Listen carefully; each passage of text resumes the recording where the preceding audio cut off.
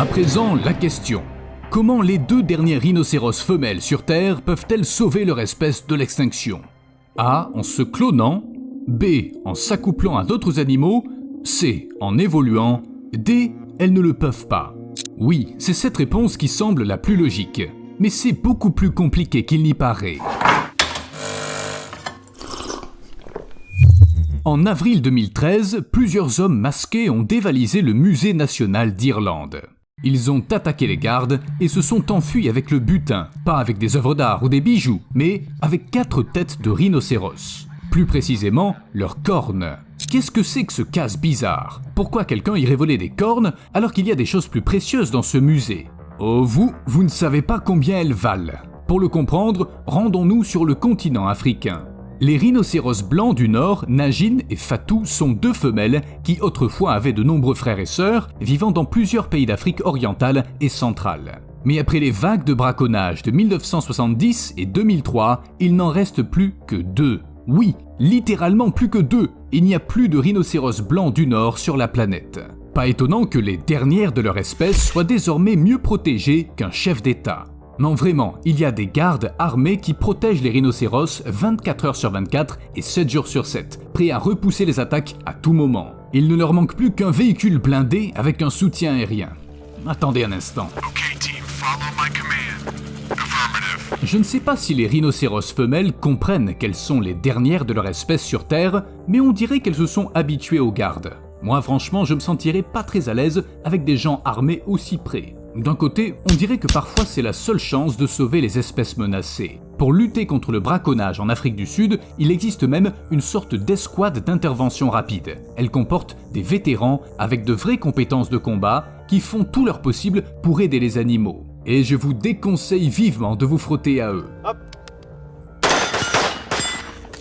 Malheureusement, les mitrailleuses, l'expérience des endroits difficiles, la formation et la sensibilisation ne suffisent pas toujours. Le dernier rhinocéros blanc du Nord, mâle, appelé Soudan, est mort en 2018, malgré toutes les tentatives pour prolonger sa vie.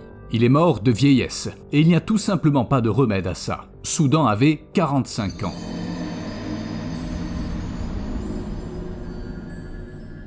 Attendez une minute. Ça veut dire qu'il ne reste plus que 2 rhinocéros femelles de toute la sous-espèce sur toute la planète. Il y a peut-être un truc que je sais pas sur l'accouplement, mais j'ai toujours cru que, vous voyez, qu'il faut un mâle. Comment faire autrement? Il s'avère que c'est possible. Il existe un type de reproduction sexuée où les cellules femelles se développent toutes seules. C'est ce qu'on appelle la parthénogenèse, et on ne la rencontre pas seulement chez des animaux aussi simples que les lézards ou les termites. En 2017, un requin zèbre nommé Léonie a pondu plusieurs œufs, desquels sont sortis 3 bébés requins. Mais à l'époque, la femelle n'avait pas eu de contact avec des mâles pendant plus de 3 ans, et c'était le premier cas enregistré de parthénogenèse chez un requin. Si Léonie a tout de même été en contact avec des mâles à un certain moment, Thelma, un python réticulé de 11 ans, ne s'est jamais accouplé. Imaginez que votre chatte, qui n'a jamais quitté l'appartement, donne soudain naissance à des chatons. Vous seriez tout aussi surpris que les scientifiques. Thelma a donné naissance à 6 petits serpents femelles, et les tests ADN montrent qu'elle est le seul parent. Du coup, on ne sait toujours pas pourquoi le serpent a décidé un jour de se reproduire toute seule. Elle s'est peut-être dit que personne n'allait l'aider à le faire. Malheureusement, cette astuce ne fonctionnera pas avec les rhinocéros. Les mammifères ne se reproduisent pas par parthénogenèse, même s'ils le veulent vraiment. Alors comment les scientifiques vont-ils restaurer la sous-espèce menacée? Najin et Fatou ne peuvent pas non plus porter de bébé en raison d'une affection médicale. À ce stade, on pourrait se dire qu'il vaut mieux abandonner et se concentrer sur des animaux en voie de disparition qui peuvent encore être sauvés. Sauf que la science a une solution. Alors oui, il n'y a plus de mâles de rhinocéros blancs du Nord à l'état sauvage, mais les scientifiques ont préservé leur matériel génétique. Et ensuite, tout est relativement simple. Matériel génétique des mâles, plus matériel des femelles restantes, fécondation in vitro, création d'embryons, stockage dans l'azote liquide et mère porteuse, et paf, ça fait des bébés rhinocéros. Les futurs rhinocéros blancs du Nord devraient naître avec l'aide des espèces de rhinocéros du Sud. On n'en est pas encore là, mais en avril 2021, 9 embryons avaient déjà été créés. Et du coup, je me suis dit, combien d'espèces ont disparu au cours de l'existence de l'humanité? Si on avait trouvé comment les sauver plus tôt, tout serait complètement différent. Peut-être que les dodos ne seraient pas éteints, et qu'on verrait encore des mammouths. Mais À quelle époque les humains ont-ils commencé à se soucier de la conservation de la nature ? Pendant longtemps, nos ancêtres ne se sont pas du tout souciés de ce qui se passait autour d'eux. Ils risquaient sans cesse de mourir de faim, de froid, de maladies et de prédateurs, sans oublier les cataclysmes, les guerres. Dans de telles conditions, il n'était pas question d'épargner ce joli cerf sous prétexte qu'il en restait peu. Soit tu le tues pour le manger, soit tu l'épargnes et tu meurs. C'est aussi simple que cela. Mais il semble que la première fois que nos ancêtres ont pensé à la conservation de la nature, c'était en 1662. À l'époque, l'écrivain anglais John Evelyn présentait son livre Sylva, dans lequel il décrivait l'importance de la conservation des forêts. Limiter la déforestation, restaurer les arbres perdus. En gros, les mêmes idées qu'aujourd'hui. La première loi sur la protection des animaux a été adoptée encore avant, en 1635. Elle concernait les animaux domestiques et interdisait diverses actions qui aujourd'hui ne viendraient à l'idée de personne, comme labourer avec la queue d'un cheval, ou arracher la laine des moutons au lieu de les tondre. Quoi ?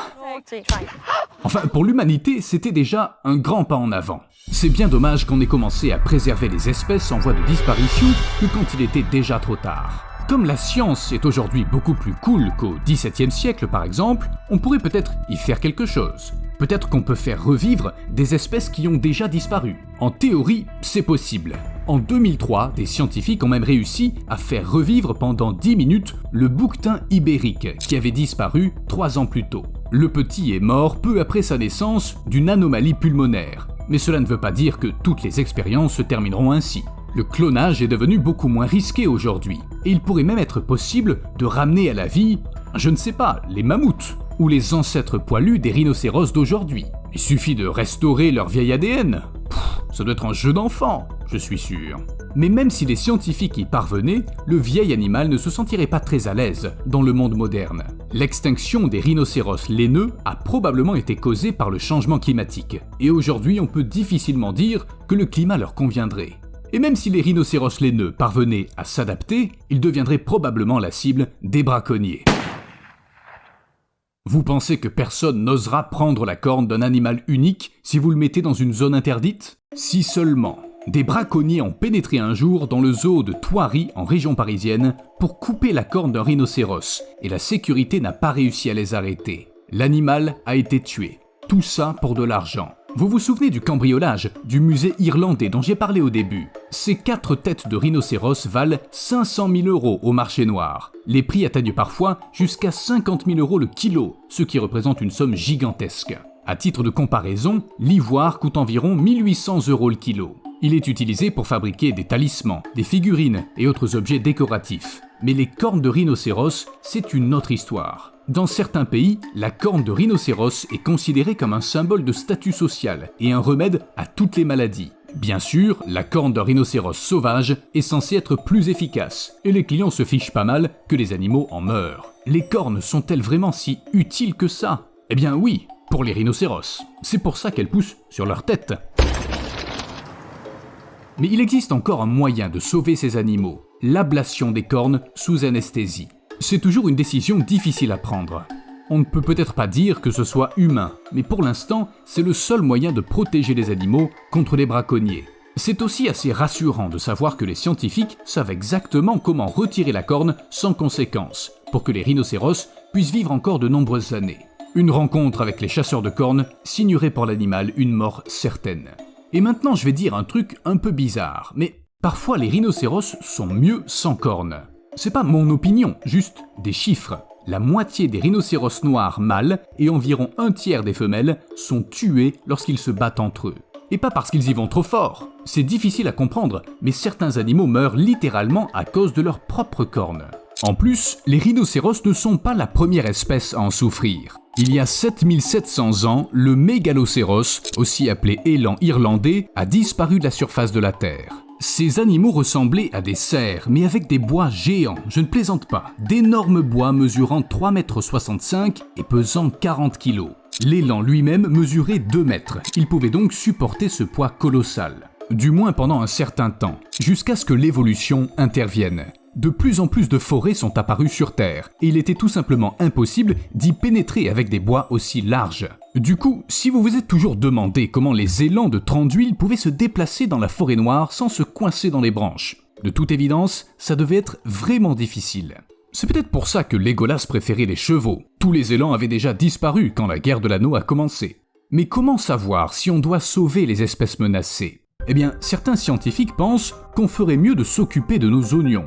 Les extinctions massives éliminent périodiquement jusqu'à 95% de toutes les espèces d'un seul coup. Elles se produisent tous les 50 à 100 millions d'années, et nous sommes actuellement au milieu de la 6e extinction de ce type. Alors oui, elle aurait été causée par les hommes avant tout. Enfin, il semble que ce soit notre faute. Mais la dernière extinction a été déclenchée par un météore. Vous pensez que la nature avait tout prévu depuis le début ? Toute ingérence dans les processus peut mal finir. Même l'idée de biodiversité peut être dangereuse. Prenez par exemple les microbes qui provoquent des maladies mortelles. Ils font également partie de la nature. Donc, tout est plus compliqué qu'il n'y paraît. Bien sûr, il faut prendre soin des animaux et des espèces menacées, mais il ne faut pas se sentir constamment coupable. Et il vaudrait mieux bien penser aux ramifications de nos actions, sinon ce sera comme en Chine dans les années 50 et 60. À l'époque, le pays a décidé d'éliminer les moineaux parce qu'ils mangeaient trop de céréales. Bien sûr, les humains ont gagné, jusqu'à ce qu'il s'avère que les oiseaux éliminaient les nuisibles comme les sauterelles. Les insectes se sont multipliés tellement vite qu'ils ont provoqué une famine en Chine. Ils ont même dû acheter 250 000 moineaux à l'Union soviétique. Bon ben, oups, à plus.